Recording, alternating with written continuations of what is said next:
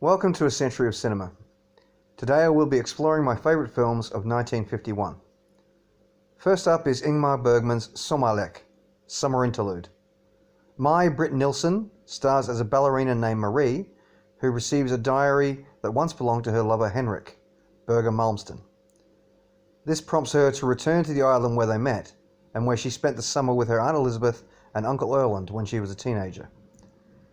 She had met Henrik on the boat to the island that summer, and the two of them developed a friendship which blossomed into romance. As Marie visits important places to the relationship, she reminisces about her time with Henrik, culminating in an accident which results in Henrik's death shortly before the end of the summer. It is soon revealed that her Uncle Erland, while not a blood relation, then takes advantage of her grief and begins a sexual relationship with her. All this has transformed the bright and bubbly teenager into the cold and embittered young woman she has become. I can consider Sommerlek to be, though he had made several films prior, Bergman's first great film. And I am not alone in my regard for it. Bergman himself stated that this film was the first time he truly felt like he completely knew what he was doing as a director. There are many hints of his subsequent work sprinkled throughout Sommerlek. Certain shot framing, a chess match with shades of death woven in. Marie and Henrik even pick wild strawberries at some point. It isn't a stretch to think that due to his pride over the film, that it may have heavily influenced his later films.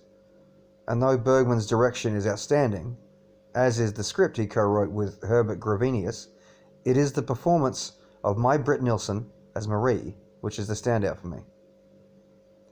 The older Marie and the teenage Marie are so different that I had to double check that they were indeed played by the same person. The older Marie is so emotionally distant and damaged, but as a teenager she is full to bursting with the joy of life. This transition is quite jarring at the beginning, because they do indeed seem like two different people. However, the brilliance of the performance is in seeing how Marie changed, shattered by lost love and frozen by a toxic, abusive relationship. It is a beautiful, nuanced performance. That is why Mai Britt Nielsen is my choice for Best Actress of 1951.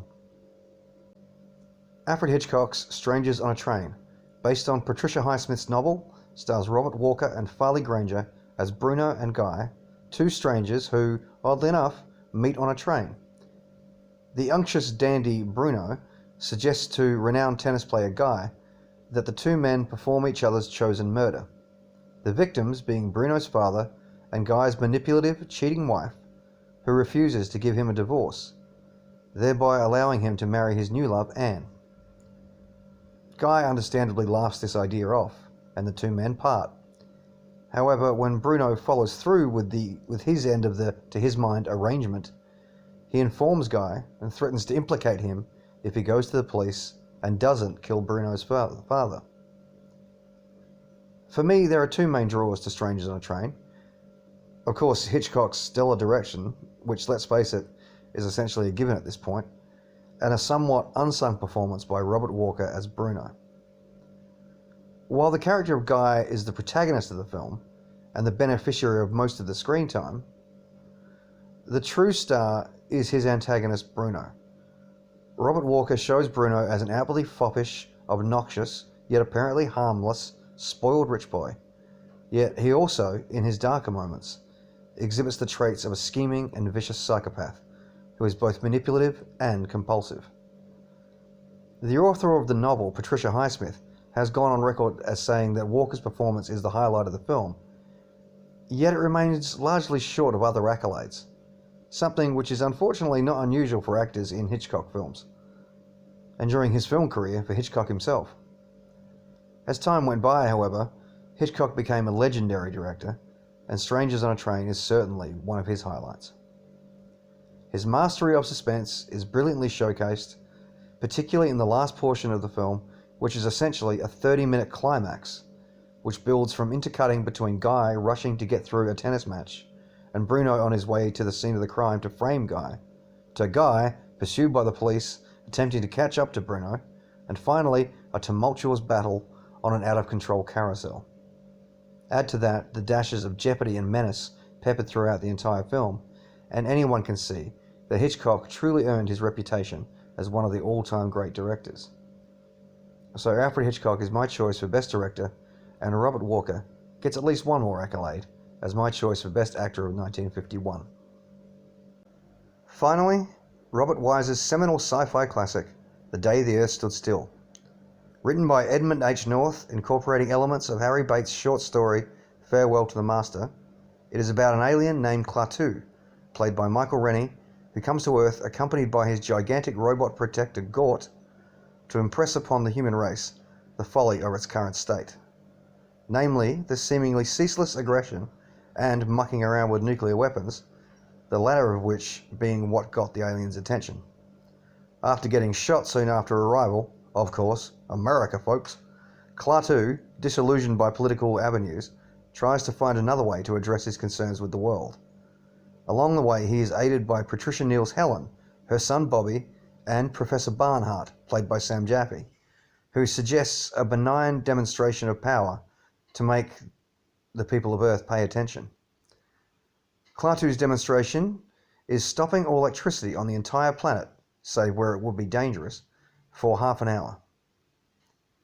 It is difficult to quantify just how influential to science fiction The Day the Earth Stood Still really is. It does away with camply attempting flashy effects and weird creatures, and instead delivers an understated, thoughtful vision of what an encounter with an alien may entail, which it does with pitch-perfect performances, particularly Rennie's stoic yet compassionate Klaatu, excellent direction from Robert Wise, Bernard Herrmann's genre-defining score, which would go on to be imitated by virtually every sci-fi property for over a decade and beyond, some truly beautiful and effective cinematography by Leo Tova, and Edmund North's incredible screenplay, which is simultaneously a great science fiction yarn and a thought-provoking mirror and warning to the human race, which is exhibited most eloquently in Klaatu's parting speech to the world. Your choice is simple. Join us and live in peace, or pursue your present course and face obliteration. We shall be waiting for your answer. The decision rests with you. So, The Day the Earth Stood Still is my choice for Best Screenplay for Edmund H. North and Best Picture of 1951. Join me next time on A Century of Cinema when I will be discussing my favourite films of 1952. Klaatu, Barada, Nikto.